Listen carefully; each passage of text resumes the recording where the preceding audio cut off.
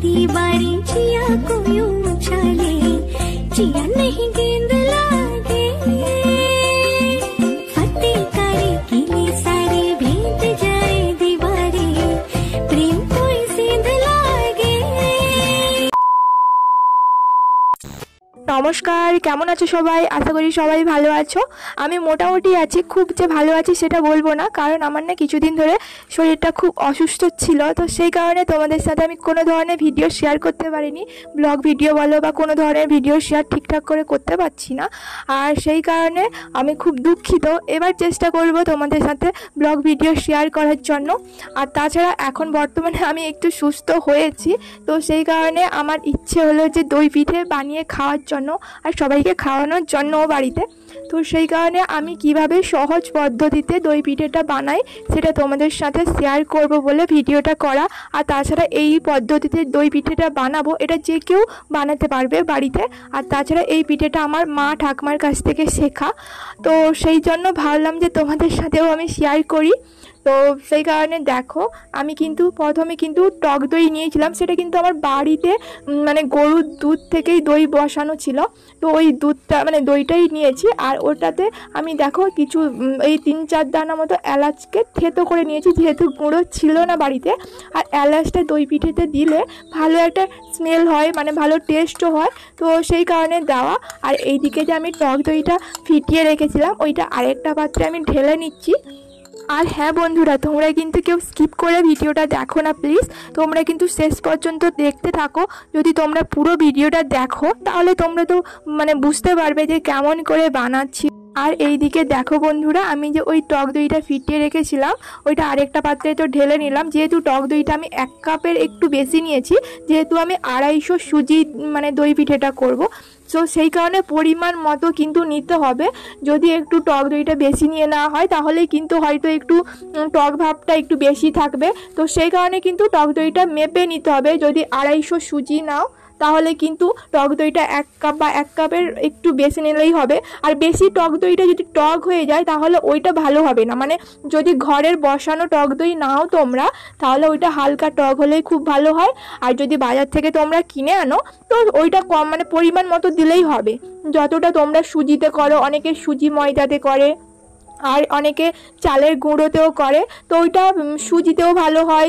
আর চালের গুঁড়ো আর সুজিতেও ভালো হয়, মানে যে যেরকম সুবিধা মতো বানায়। আর তাছাড়া আমি অল্প বানাবো আর সুজিতেই বানাবো, তো সেই কারণে আমি এখানে কিন্তু 250 সুজি নিয়ে নিয়েছি আর টক দই।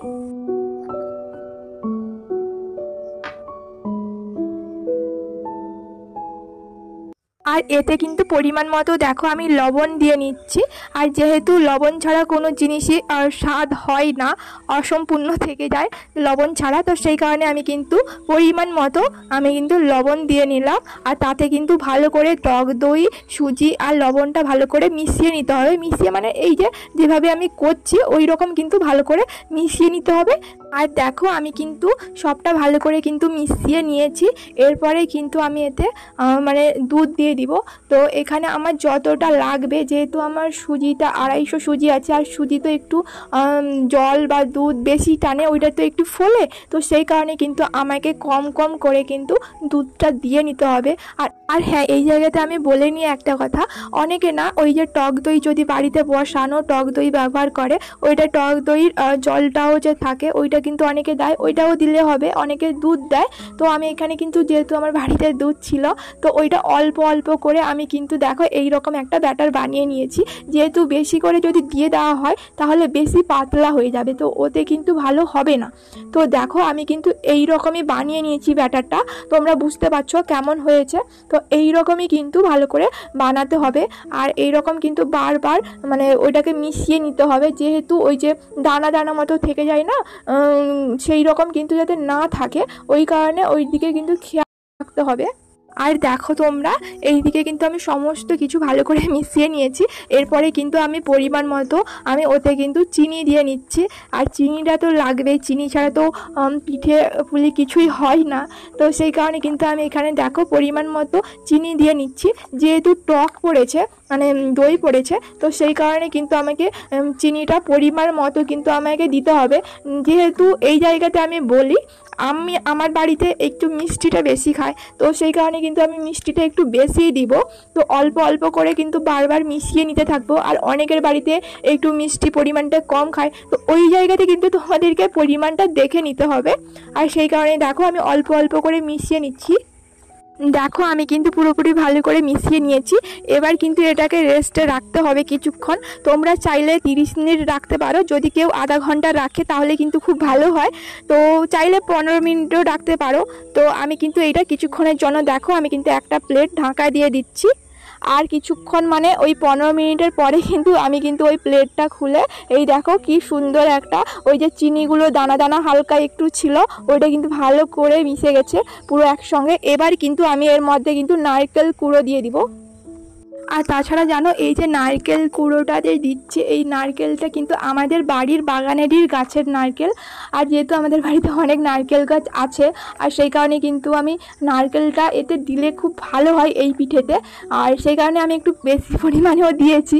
আর তাছাড়া না তোমরা যদি এই পিঠেতে নারকেল দিলে ভালো লাগে তো চাইলে দিতে পারো, আর না চাইলে ওইটা অ্যাভয়েড করতে পারো, আর কোনো অসুবিধে নেই। তো দেখো ওইটাকে কিন্তু আমি ভালো করে মিশিয়ে নিচ্ছি। এই দেখো পিঠে বানানোর জন্য পুরো ব্যাটারটা পুরোপুরি কমপ্লিট হয়ে গেছে। তো এবার কিন্তু কিভাবে আমি পিঠেটা বানাই মানে বসাই, তো ওটাই তোমাদেরকে চলো আমি দেখাই। প্রথমে না আমি এখানে একটা ওইটাকে কি বলে একটা বড় পাত্র নিয়ে নিয়েছি, ওইটা স্টিলের হবে। তো ওইটাতে প্রথম না আমি সাদা তেল একটু মাখিয়ে নিয়েছি। আর ওইটা মাখিয়ে নেওয়ার পরে কিন্তু ওই যে ব্যাটারটা করেছিলাম ওইটা কিন্তু আমি ওই পাত্রতে ঢেলে নিয়েছি। ঢেলে নেওয়ার পরে একটু ড্রাই ফ্রুট মানে আমার কাছে একটু কাজু বাদাম ছিল, তো আর একটু নারকেল কুড়ো দিয়ে দিয়েছি। ওইটা ওপর দিয়ে দিলে ওইটা একটু ভালো লাগে দেখতে। আর তোমরা চাইলে তোমাদের কাছে যদি কোনো আরও ড্রাই ফ্রুট থাকে তোমরা ওইটা দিয়ে নিতে পারো, তাহলে ভালো লাগে খেতে। তারপরে কিন্তু দেখো একটা কড়াইতে আমি কিন্তু একটা স্ট্যান্ড দিয়ে দিয়েছি, আর ওতে কিন্তু জল দিয়েছি অল্প পরিমাণ। আর তার উপরে কিন্তু স্ট্যান্ডের উপরে কিন্তু ওই যে পাত্রটাতে আমি ব্যাটারটা ঢেলে নিয়েছিলাম ওইটা কিন্তু আমি বসিয়ে দিলাম। আর দেখো কড়াইতে কিন্তু আমি তার উপরে একটা ঢাকনা দিয়ে দিলাম যাতে বাষ্পটা না বেরাতে পারে। আর কিছুক্ষণের মধ্যে কিন্তু আমি ধরো ওই 20 থেকে 25 মিনিট মতো রেখেছিলাম ঢাকিয়ে। তারপরে কিন্তু একটা কাঠি দিয়ে আমি কিন্তু দেখে নিচ্ছি ওইটা কিন্তু হয়েছে কি না। তো ওইটা কিন্তু বারবার দেখে নিচ্ছি, কারণ যদি কাঠির গায়ে লেগে থাকে কোনো ধরনের ওই ব্যাটারটা তাহলে ভাববে তাহলে আরেকটু বসাতে হবে। আর যদি না লেগে থাকে কোনো কিছু তাহলে ভাববে যে পিঠেটা একেবারেই রেডি হয়ে গেছে, এবার এটাকে নামিয়ে নিতে হবে। তো সেই কারণে দেখো আমার কিন্তু পিঠেটা হয়ে গেছে, মানে ওই কারণে আমি গ্যাসটা অফ করে ওইটাকে কিন্তু নামিয়ে নিচ্ছি। আর এটাকে কিন্তু সঙ্গে সঙ্গে তোলা যাবে না, কিছুক্ষণ ওইটাকে ঠান্ডা করতে হবে। তো সেই কারণে আমি ওই পাশে কিন্তু ফ্যান চালিয়ে দিয়েছি। তো ওইটাকে ঠান্ডা করার জন্য এটা আমি কিছুক্ষণ রেখে দিব। এই দেখো বন্ধুরা আমি যে পিঠেটা ঠান্ডা করার জন্য কিছুক্ষণ রেখে দিয়েছিলাম পুরোপুরি ঠান্ডা হয়ে গেছে, এই কারণে সাইড থেকে কিন্তু ছেড়ে আসছে সুন্দরভাবে। তো এবার কিন্তু আমি আরেকটা পাত্রে এটাকে নামিয়ে নিব। আর দেখো পিঠেটা কেমন দেখতে লাগছে, কত সুন্দর লাগছে তাই না? আর ওপর থেকে ড্রাই ফ্রুট মানে দেওয়া ছিল ওই নারকেল কুড়োটা কত সুন্দর লাগছে। তো ওইটাকে কিন্তু আমি কেকের মতো কেটে নিব। আর এটাতে কিন্তু কম খাটনিতে কিন্তু সুন্দরভাবে কিন্তু পিঠেটা হয়ে গেল। আর তোমাদেরকে কেটে দেখাচ্ছি কত সুন্দর নরম হয়েছে, একবার দেখো। আর তাছাড়া সত্যি কথা বলতে না খেতেটাও খুব সুন্দর হয়েছিল। আর সবাই বলছে যে পিঠেটা দারুণ হয়েছে, বানিয়েছো সত্যি ভালো বানিয়েছো। এটা আমি বলছি না, এটা আমার বাড়ির মানুষজন বলছে। আর তোমরাও দেখো কত সুন্দর নরমও হয়েছে। আর একবার তোমরা কিন্তু বাড়িতে ট্রাই করো। ভিডিওটা আমি এখানেই শেষ করছি, দেখা হচ্ছে পরের একটা ব্লগ ভিডিওর সাথে। আর আমার যদি ভিডিওটা ভালো লেগে থাকে তোমাদের লাইক কমেন্ট শেয়ার অবশ্যই করো। আর দেখা হচ্ছে পরের একটা নতুন ব্লগ ভিডিওর সাথে। ততক্ষণে তোমরা সবাই ভালো থাকো, সুস্থ থাকো। দেখা হচ্ছে পরের ভিডিওতে। টাটা। দিশাহারা কেমন বোকা